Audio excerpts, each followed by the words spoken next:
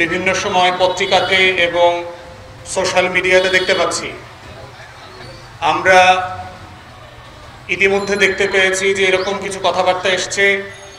অন্তর্বর্তীকালীন সরকারের সাথে একমত হবার পরেও অনেক বিষয় আমাদের সশস্ত্র বাহিনীর সিনিয়র নেতৃবৃন্দ যারা আছেন তারা তাদের অফিসারদের সামনে বিভিন্ন বক্তব্যে সেগুলোর সাথে প্রকাশ্যে দ্বিমত করছেন।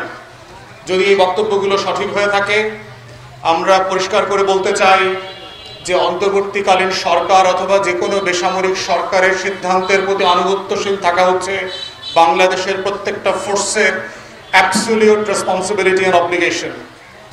তারা যেই সকল ভাষায় রাজনৈতিক বক্তব্য দিচ্ছেন এবং যেই বিষয়গুলোতে অন্তর্বর্তীকালীন সরকারের রাজনৈতিক সিদ্ধান্তের ব্যাপারে দ্বিমত করছেন প্রকাশ্যে, this goes absolutely tantamount to military কু।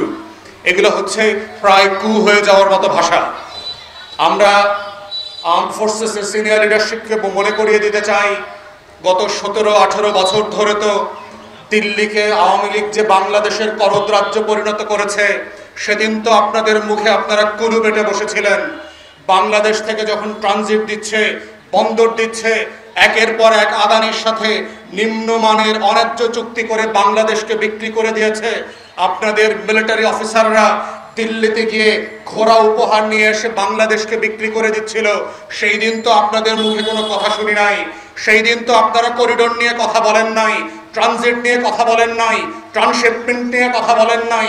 আজকে হঠাৎ করে 18 বছরের দিল্লির গোলামি থেকে যেদিন বাংলাদেশকে 24-এর 1400 শহীদ মিলে নতুন করে শহীদ হয়ে এই দেশকে স্বাধীন করেছে, আপনারা হঠাৎ করে দেশপ্রেমিক সেনাবাহিনী হয়ে গেলেন। আপনাদের লজ্জা লাগলো না? 16, 17, 18 বছর ধরে আওয়ামী দিল্লির গোলামি করে বাংলাদেশের লেন্দুপ্তরজি আর মীর জাফরের রোল প্লে করেছেন। আজকে দেশের মানুষকে বুঝাচ্ছেন অন্তর্বর্তীকালীন সরকারের কি করা উচিত এবং কি করা উচিত না। আপনাদের মনে রাখা উচিত আপনাদের 17-18 বছরের আমলনামার কথা, গুম খুন, 800 আয়না ঘর করার কথা, 6500 নাগরিককে অত্যাচার নির্যাতন করে লাশ গুম করে দিয়ে ক্রসফায়ার করে হারিয়ে দেওয়ার কথা। অতএব মনে রাখতে হবে, কোনোভাবে বাংলাদেশকে সিকিম আমরা হইতে দেব না।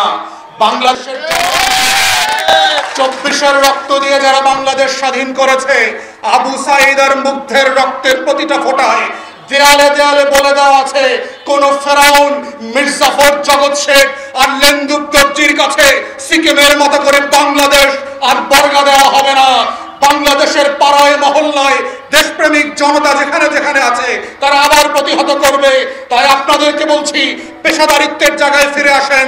আপনার চাকুরির সীমা সাংবিধানিক জুরিসডিকশনের বাইরে আপনারা কথা বলবেন না।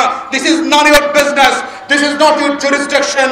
বাংলাদেশে অন্তর্বর্তীকালীন সরকারকে সমালোচনা করা, জবাবদিহিতার আওতায় আনার দায়িত্ব হচ্ছে রাজনৈতিক দলের, সিভিল সোসাইটির, নাগরিকদের। তারা সেটা করবে। এটা পুলিশের কাজ না, বিডিআর বিজিবির কাজ না, র্যাবের আনসারের কাজ না, এটা সশস্ত্র বাহিনীর কাজ না।